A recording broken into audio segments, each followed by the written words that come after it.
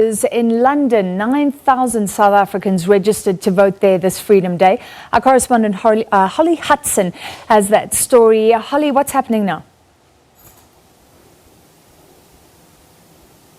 Well, voting got underway at 7 a.m. UK time, so it's been going for around 12 hours now, and it will keep going until 11:30 tonight. Those extended opening hours were as a result of a campaign to allow for Jewish voters who might be celebrating the Sabbath. London's one of 4 embassies that have done that. However, there are other measures that have been put in place here to help ease the congestion, shall we say, following complaints of long queues and confusion last time round of up to 6-hour waits. We're being told it's around 2 here now, and that the process is running very smoothly. People seem to be very happy with how things are going. Despite a 2-hour wait, spirits are being kept very high, biltongs being handed out in the queue, people are wearing South African scarves, hats, flags, so everything seems to be going well here.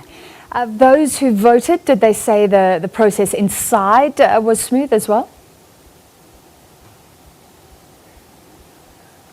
Yes, so extra staff have been brought in from Pretoria. That's one of the measures that the Electoral Commission have been very keen to implement here, as well as moving the voting day from a Wednesday to a Saturday to allow for voters who might not live in London to make the journey. And we know, and as voters that I've spoken to have come all the way from Scotland, Wales, much outside of London, and also for people who might be working midweek. Last time round, the vote being on a Wednesday was thought by many to have really affected voter turnout. And what we're hearing this time round is that with the road being closed also next to the embassy, despite a 2-hour wait and still long queues, as I said, spirits are still being kept very high. People very happy with the extra staff and the help that they're receiving inside of the embassy.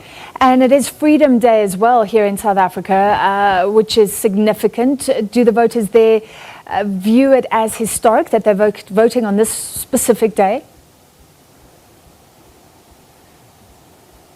Yes, obviously this is a coincidence. It's no coincidence that the vote here has been arranged on Freedom Day. 25 years to the day hasn't been lost on the voters here, or even the High Commissioner herself. I spoke to her earlier and she said this is obviously a very historic day, symbolises the ties between London and South Africa itself. And she even paid tribute to the voters here who have made the journey today, saying that it is an expensive trip to come here to London, and it just shows the tribute that they're paying themselves to South Africa and the commitment that they're making to their home country.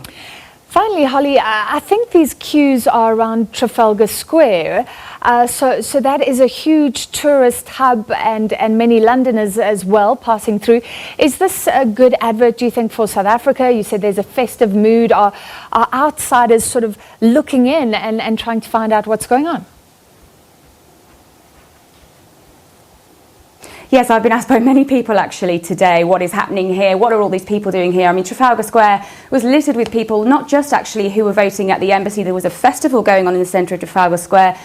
Climate change protesters from Extinction Rebellion were also still protesting, as well as mixed in with that were 9,000 South Africans who had turned out at the embassy to cast their votes. So yes, a lot of interest, and South Africans, as I said, were really keeping the spirits up, handing out the biltong, wearing all their South African gear. So they, again, everything ran very smoothly. Thank you very much. Holly Hudson reporting live from